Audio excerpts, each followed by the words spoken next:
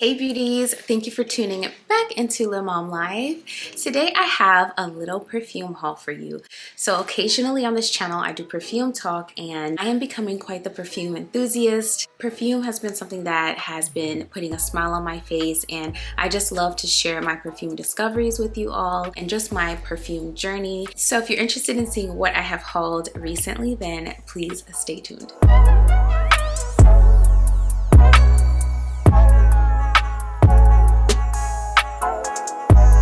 Hey friend, thank you for tuning back into my channel. You already know I'm excited to be hanging out with you today. And to those of you who have just found my channel, on this channel I make videos about lifestyle, luxury, I do review videos, and I sprinkle in my motherhood journey in my monthly vlogs. And so if any of those things interest you, definitely go ahead and hit that subscribe button so you can be a part of the family, and also hit that notification bell so you know exactly when my videos drop. All right, let's get into it.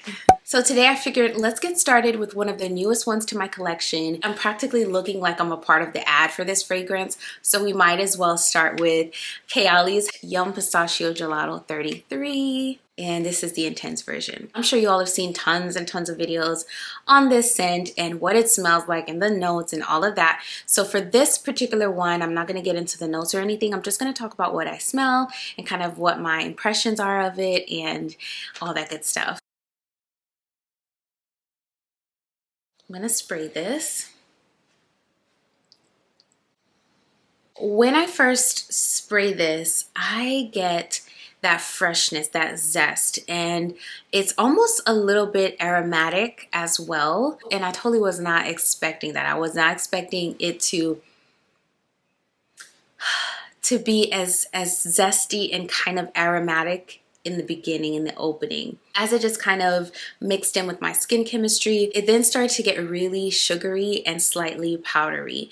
And to me, this kind of at some point kind of reminded me of how sugary pink sugar is. At least on my skin, that's how it started to get. It got really, really sugary. I started to get a little bit of that fluffiness of the marshmallow, so it did kind of put me in the mind of Ker-leen's Princess without the ginger, and then it also gave me pink sugar vibes as far as how sweet it is. I started to get a little tiny bit of the pistachio. The pistachio is very, very light. It's not like your genuine pistachio. It's kind of like a pistachio flavored item, like a pistachio flavored cookie or ice cream, like the name denotes. Although the pistachio is a part of the name, this fragrance is not something that's pistachio forward in my opinion. The impression I get from this is that it is very sweet, fluffy, sugary, and then on the last bits of the dry down, I started to get a little bit of that rum note. The rum note was there, but it's kind of there balancing the fragrance. I think this is just a very sweet, fluffy, pistachio inspired fragrance.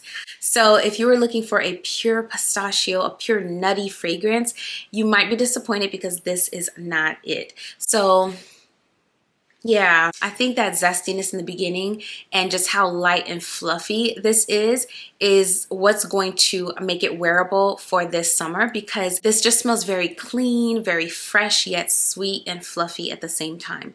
So that was my impression of this. This was definitely not what I expected. I thought this was going to be the gourmand of all gourmand fragrances this season. I was ready. I was like, yes, Chaolis, give us a wearable gourmand, because the other one that they came out with before this one, I'm in Florida, I cannot wear that in the dead of summer at all. So that one is just sitting because I have to wait till it's cold to really be able to enjoy it, you know, and not choke myself out or choke other people out. So I was excited about this one, and I still think this is a beautiful fragrance. It's so pretty. It is just not what I was expecting. So my next fragrance is one that I smelled a little while ago when I was at Neiman Marcus. I was picking up another fragrance and I stopped at the counter and I was getting help with that other fragrance, but I wanted to smell these fragrances.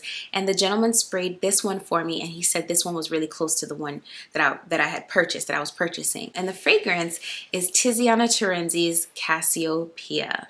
So Tiziana Terenzi's fragrances are all extraits, so very concentrated fragrances. I think the black bottles that are kind of like They are different shape than this. They have rounded edges. I think those black bottles are even more expensive, and some of them are like pure oils, but they don't have anything less than an Extrait in their collection from my understanding. I'm new to this house, but I can already tell you that I will definitely be picking up at least one other scent this year because I was completely enamored with this fragrance. Like, this is so pretty.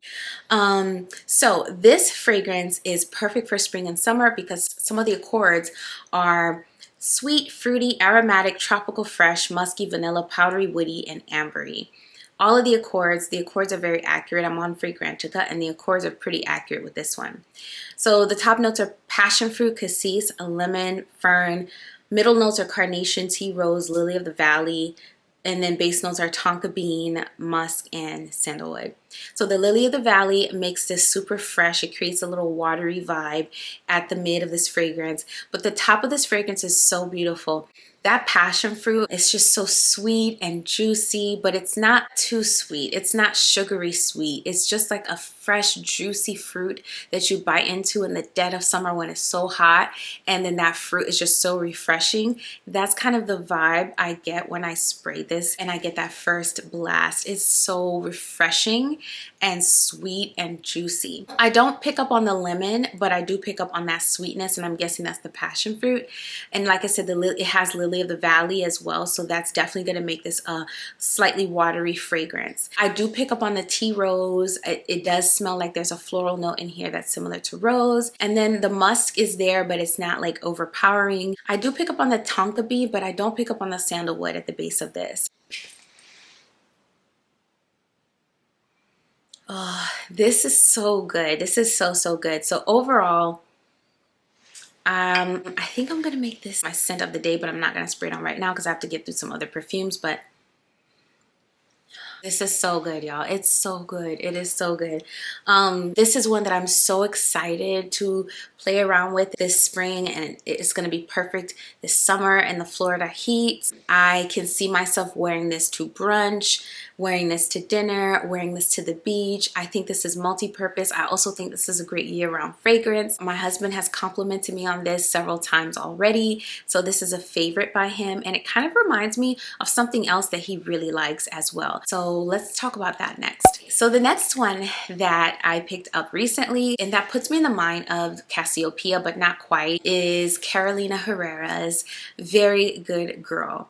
So this one here is a very sweet, berry, rosy type fragrance. It gives off a little bit of freshness. When you spray it, there's this burst of just freshness. It's like slightly a little sour. So that's why I think it reminds me of Tiziana Terenzi's Cassiopeia. It's because it has a similar vibe. On Fragrantica, it says that the main accords are fruity, rose, fresh, vanilla, tropical, soft, spicy, sweet, and sour. So it has the fruitiness, it has the freshness, it has vanilla, it's a bit tropical, it's a little sweet, and those accords are very similar to Cassiopeia.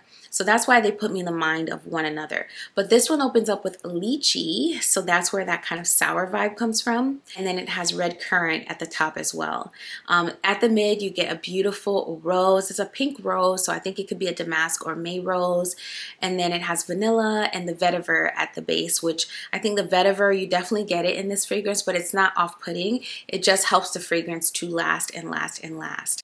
So this is one that, because my husband enjoys it, I have been trying to wear it around him more. I really get excited about wearing this one, especially when I'm in the mood for it. I think it's very playful, and because my husband loves it, I love to wear it because I also think it's a little flirty. Yeah, this one, I've been really enjoying this one. I don't have any complaints about it whatsoever. I think it's long lasting, and I'm really excited to continue to wear it into the spring and summer. So this next fragrance I have a dedicated video for, so I'm not going to get into the notes because I would like to direct you to that video. I will link it here, so go ahead and click the card above to watch the video on this fragrance. The fragrance that I'm talking about is YSL's Black Opium Le Parfum. Y'all, this fragrance literally had me in the chokehold for like the first month. After I purchased it, I wore it for the first month over and over and over and over again, and I'm still obsessed with it. I still love it. I still think it's absolutely beautiful. It's a beautifully blended vanilla. It smells expensive. It does not smell like a designer fragrance. It smells niche in my opinion, and yeah, it's just gorgeous. It's absolutely gorgeous. Oh my goodness, it's so good, y'all. It's the kind of vanilla that it's not a playful vanilla. It's a sweet, light, in my opinion, more feminine vanilla. It's playful, but it's not juvenile at all. It's also cozy. I love wearing this at night, going to bed, layered on top of my vanilla body creams. This is just chef's kiss. I love this fragrance. Previously, I had not been able to get into Black Opium, the previous Black Opium flankers, but not because I thought they smelled cheap or anything like that. It was just because they were just too sharp. They were so sharp and headache inducing for me. So when I saw that this had a quartet of vanillas, I was like, okay, I think it's time. I think it's time I try the Black Opium range. And I went to Macy's, I believe, tried it, purchased it right away because it was gorgeous, and it was in the winter, so I definitely wanted to have this fragrance. Now that it's heating up and warming up in Florida, I'm definitely going to be wearing this fragrance at night when I go out at night, and also at home during the day, all day, wearing it to bed and just enjoying it. And then hopefully next fall and winter, I'll probably be done with this bottle by next fall and winter, because I'm definitely going to be using it all year round. Okay, y'all, so we're getting down to the wire. After this one, I have one last one. This was one of my recent purchases. It was a purchase that I had not set out to make. I had started to hear about it, but I wasn't intending on it at all. I went to purchase another fragrance at Neiman Marcus, and they sprayed some of this on a tester card. I smelled it. I said, wow, that's pretty. And then I put it in my purse. And then for the next week after that, every time I opened my purse, this beautiful aroma met me each and every time, and literally almost haunted me in the best way possible. I just could not stop sniffing this card, opening my purse. I couldn't get enough of this fragrance. So I decided to go back and smell it again, and I ended up purchasing it. And that fragrance is Parfum de Marly's newest Falaya. This bottle, love. This bottle is so ladylike, so dainty, so feminine, so chic, so classic. The bottle in and of itself is just absolutely gorgeous. But the fragrance is so unique and so special. This is probably the most special fragrance I have in my collection. The accords on this are citrus, musky, white floral, fresh, aldehydic, powdery, woody, floral, fruity, and amber. It opens up with aldehydes, which I totally get, mandarin orange, white peach, and bergamot. The middle notes are orange blossom, lily of the valley, potalia, vetiver, nympheal, and mahonia. And the base notes are musk, ambroxan, akigala wood, and vanilla. This fragrance is an experience. It's an absolute experience, y'all. When I first spray this, I get a blast of an aldehydic sweetness. It's like a sweetness that is suspended in air, suspended in the clouds. I feel like I'm in the clouds, yet I'm grounded by something sweet, and that's the peach in here as well. I also get that citrus in here. It has bergamot, it has the mandarin orange, and I definitely get that blast of freshness as well. It's nothing overly zesty. The blast of freshness, that citrus does die down pretty quickly, in my opinion, at least on my skin, and then you start to really experience the florals at the mid of this. The orange blossom, the lily of the valley, you get those beautiful florals, so you get that aldehydic sweetness. The beautiful florals then start to come in, and then you start to get some of those notes at the base. You're definitely going to smell the ambroxan in here. I think it's pretty forward in this fragrance. Some of the other notes I'm not very familiar with, but I'm sure if I had other fragrances with nympheal, mahonia, akigala wood, that I would start to pick up on those notes between the fragrances. But for me right now, those are the notes that my nose picks up, and this fragrance is absolutely beautiful. And talk about long lasting, I have washed my clothes that I sprayed this on, and I washed them good now. They were clean, and this was still on my clothes. That's how long lasting this fragrance is. So don't let the clear bottle fool you. If you decide to pick this up, it's going to be perfect in the heat. I took this out into the heat and I could still smell it after hours on my clothes and on my skin. So this is very, very long lasting. It's beautiful. It's an experience. It's very unique. And I am really happy with this purchase. I am so happy with this purchase and so excited about having this one in my collection. Okay, the last one is one that I have talked about in a video, so I'm going to direct you to that video. I'm not going to get into the notes or the accords here because I have talked about them in that video. So please go ahead and click the card to watch the video on Bond Number 9's Try Becca. Try Becca. I had to save this one for last because I honestly feel like this is a showstopper fragrance in my collection. This is so good, y'all. This is so good. In the video where I talked about this, I talked about how I was teetering, how I wasn't sure I wanted to pick up Baccarat Rouge, and then I smelled this one and I was like, wow, this is like a sweeter salted caramel version of Baccarat Rouge, and it just seemed to fill a void in my collection that I had no idea was there. It gives the sweet, creamy, warm, rich caramel vibe, so there's that gourmand element to this. But then the ambroxan in this reminds me, I think is what reminds me of Baccarat, and so it gives that airy vibe to this fragrance, that airy quality. So although this is gourmand, it's not too dense, but it does have depth and it does have a denseness to it, but it's not overly dense, it's not overly sweet, it's not sickeningly sweet. It's just a sweet, airy, very sophisticated, slightly woody, creamy fragrance, and it is so good. I'm sure I'm not describing it in the best way, but that is definitely what I get from this. This is so good, y'all. For me, I don't believe in saving fragrances for a type of occasion, a special occasion, but this is definitely a special occasion fragrance in my collection. However, I'm gonna be wearing it all the time. But if I do have something to do or somewhere to go where it's a special occasion, this is what I'm going to reach for. This one or Falaya will be the ones that I reach for. They are your special occasion, long lasting, beautiful scent trail type fragrances, and I'm so happy to have this one. So go watch my video where I talked about this one and how I chose between this one and Greenwich Village, so you can hear my thoughts in more detail.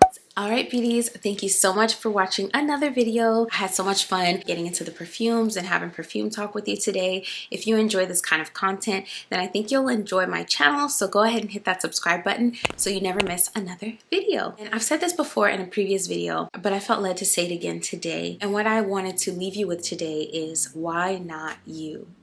Why not you? Why not you this year, going after the things that you want to go after, pursuing the things you want to pursue, not worrying about what other people think or what other people say, how you'll be perceived, how you won't be perceived, but just really taking the time to go inward and ask yourself, what is it that I want? What is it that if there were no limits, no financial limits, no time limits, no resource limits at all, what is it that I would love to do? And think about ways in which you can begin to do that thing. And don't worry about anything or anyone else, because now is of the essence. Today is what we have. That's how I've been moving over the last couple of years, and just really pushing myself to be and do the things that I've always wanted to be and do. So I will definitely be doing the same, and I will see you in another video very soon. Thank you so much for watching.